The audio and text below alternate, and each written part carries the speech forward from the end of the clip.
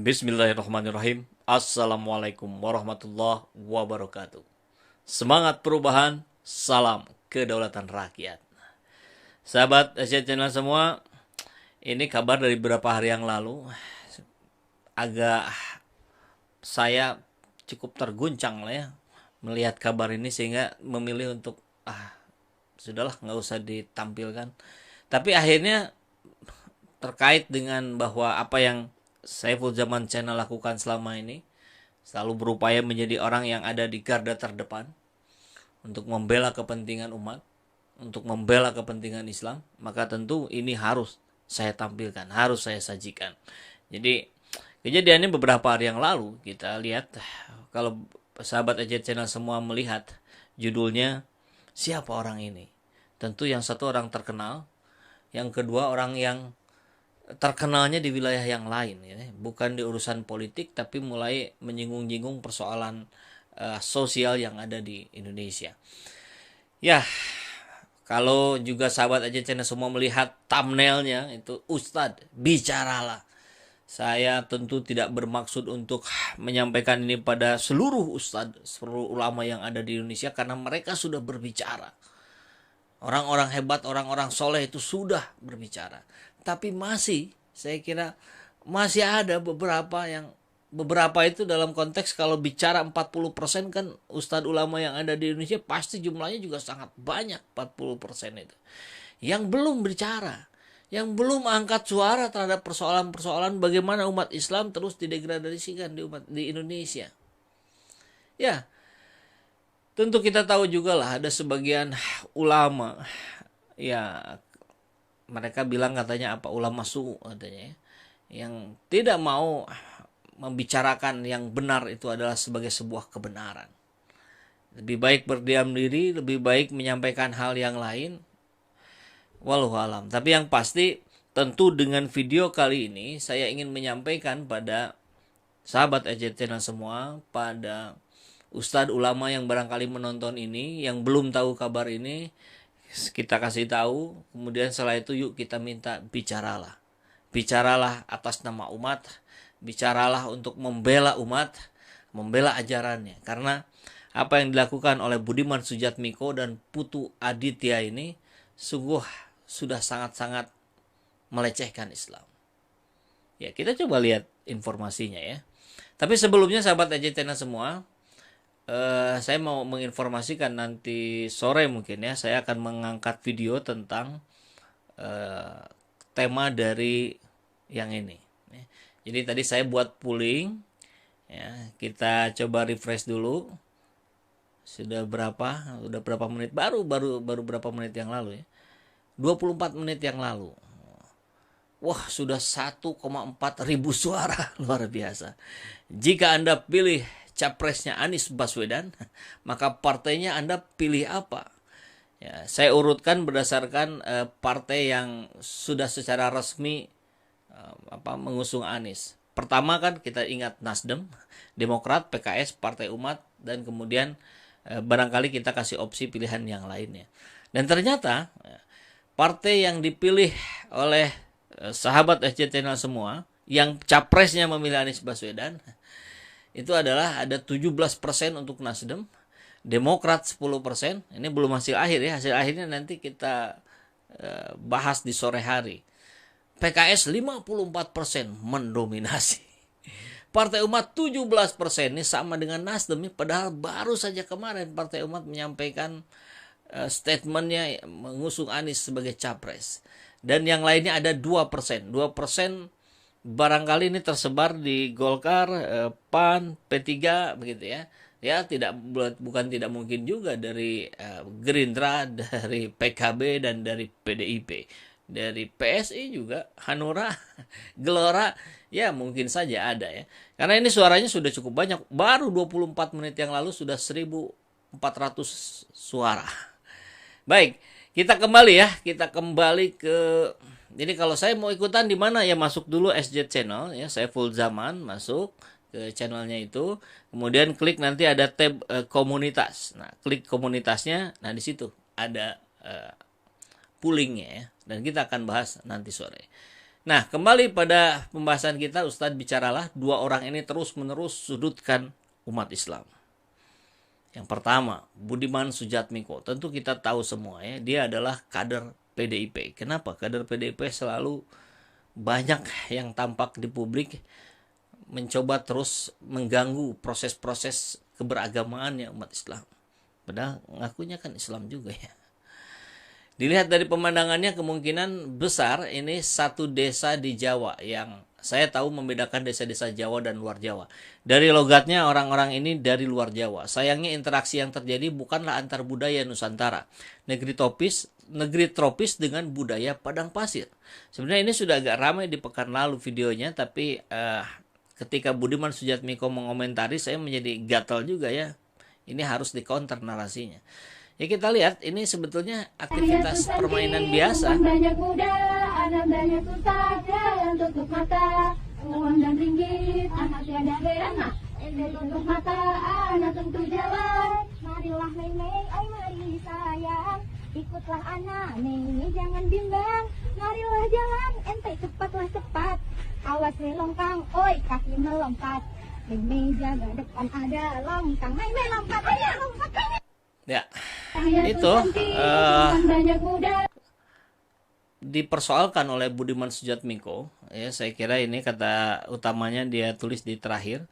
Interaksi yang terjadi bukanlah antar budaya Nusantara, negeri tropis dengan budaya padang pasir. Jadi secara halus barangkali Budiman Sujatmiko ingin menyampaikan bahwa pakaian ini tidak pantas untuk dipakai di Indonesia. Kenapa Anda komentarin? Apa urusannya dengan Anda?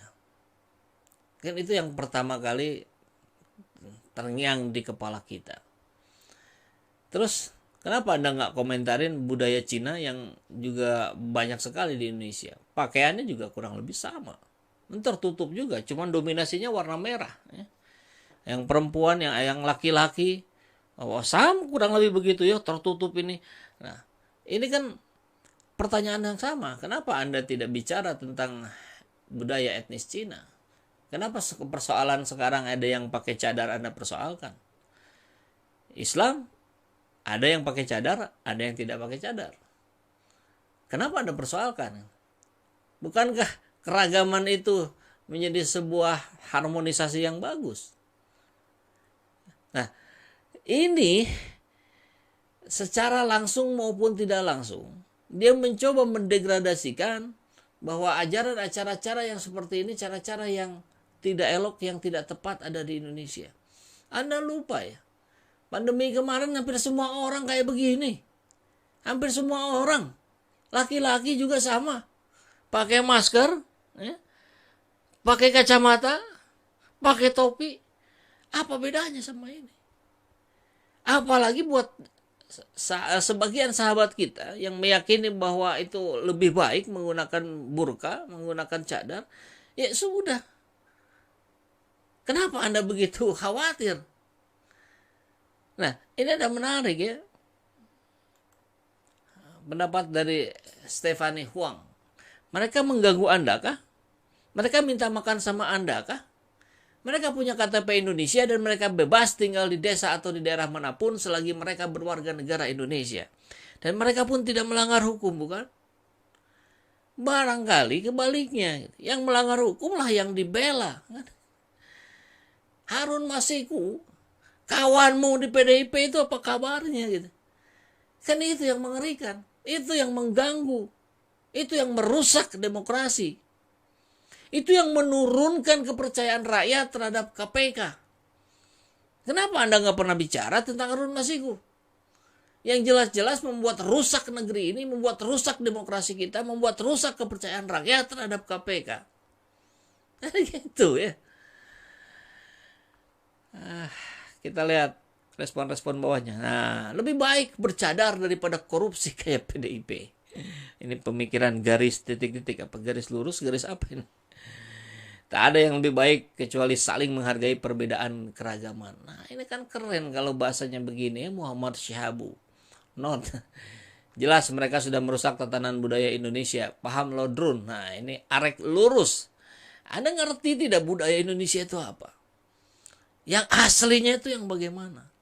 Kalau Anda sudah tahu, Anda baca sejarah, Anda juga pasti tutup mata. Anda tahu bagaimana budaya, mohon maaf, di Bali dulu, itu yang sebelah sininya kebuka. Kan budaya juga bisa berubah. Apa sih budaya itu? Budaya itu sebuah kebiasaan di suatu tempat, ya, yang dilakukan secara terus-menerus dari generasi ke generasi. Maka disebutlah sebagai budaya. Contoh, apakah korupsi sudah menjadi budaya di Indonesia? Ini arek lurus ya, buat arek lurus. Sudah. Karena itu sudah dilakukan oleh banyak pejabat, oleh banyak pengusaha, dari generasi ke generasi. Maka Indonesia disebut sebagai korupsinya sudah membudaya, sudah. Jadi Anda harus paham dulu definisi budaya itu apa. Pakaian adat itu apa? Bagaimana cara membedakan antar pasangan agar tak tertukar? Ya, Anda harus kenal dulu dong. Pasti jelas ada caranya. Keluarga saya nggak pakai cadar, tapi rekan-rekan yang lain ada yang pakai. Kita bisa kok membedakan. Dari suara aja bisa kedengaran kok. Apa yang salah? Oke, entah budaya mana ini. Nah, tahun depan kita bikin meriah lagi. Ini postingan Gibran 11 Februari. Terus yang begini pasti nggak dikomentarin dong sama Budiman Sujatmiko. Oh, Cina mah nggak apa-apa. Gitu ya. Kalau Arab nggak boleh. Bagian pinjam duit ke Timur Tengah, nerima-nerima aja gitu. Oke. Ya itulah ya. Persoalan-persoalan di kita. Itu satu nih dari Budiman Sujatmiko, kader PDIP. Muslim semakin disudutkan. Di manakah keadilan? Tulisan dari Aibar Arifin, 2017. Capek juga rasanya disudutkan terus-menerus. Al-Quran dinistakan. Umat Islam ditekan di sana-sini. Ulama dikriminalisasi. Generasi muda Islam didangkalkan akidah dan dirusak akhlaknya. Anak-anak kecil disuapi tayangan TV yang tak layak tonton. Apakah akan terus begini? Lelah juga dikejar-kejar oleh berbagai isu dan difitnah dengan segala cara. Setiap kata teroris disematkan di bahu umat Islam. Setiap ada dugaan makar dituduhkan kepada umat Islam. Setiap ada kekerasan seakan pelakunya pastilah Muslim. Setiap ada bom seakan pelakunya harus Muslim. Bom surat, bom panci jadi pembenaran bahwa Muslimlah yang salah. Apa akan terus begini? Apa bisa dikatakan adil? Umat Islam berdemo dengan damai dianggap makar dan anarkis. Segala surat izin dan jam demo dijadikan alat penyudutan. Rumput terinjak Muslim disalahkan. Sementara orang lain yang anarkis dibiarkan saja. Mereka itu menari-nari dan mencaci maki sampai larut malam. Mereka membawa pedang dan golok dengan bebas tanpa halangan dan tanpa teguran. Apa ini yang disebut keadilan? Dijajah Belanda kita disebut ekstremis, fundamentalis, pemberontak. Di zaman Orde Lama umat Islam diancam dengan tuduhan subversif. Di zaman reformasi umat Islam dituduh intoleran, anti kebinekaan, makar dan segala macam tuduhan. Apa maunya orang-orang itu? Masih adakah artinya kata mayoritas di alam gelap demokrasi saat ini? Muslim, mukmin, mujahid, mubalik, ormas Islam, pemuda Islam, pejuang Islam, guru Muslim, dosen Muslim, Ustadz, ulama, pencinta NKRI, ayo bersatu menyelamatkan NKRI dari para benalu, parasit, virus, dan toksin perusak bangsa. Merdeka.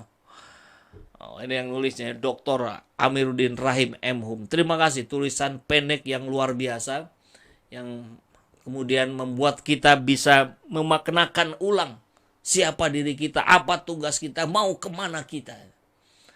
Insya Allah, kalau umat Islam bersatu, saya kira tidak ada yang sulit untuk menyelesaikan berbagai persoalan bangsa hari ini. Dan yang terakhir, saya kira tentu kita juga tidak bisa berdiam diri terhadap berbagai persoalan yang ada di bangsa kita. Anda harus speak up, kita harus speak up, kita harus bicara sebisa kita di berbagai platform media yang kita miliki. Yang pasti, untuk itu, marilah kita sama-sama jaga stamina kita ya. Stamina fisik kita, stamina moral kita, stamina intelektual kita. Assalamualaikum warahmatullahi wabarakatuh. Semangat perubahan, salam kedaulatan rakyat.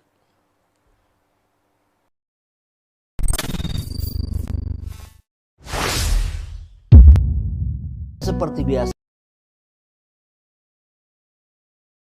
yang bantu operasional channel ini, sahabat bisa mendonasikannya ke nomor rekening yang ada di bawah sini, dan silakan untuk mengkonfirmasikannya ke nomor yang ada di sini.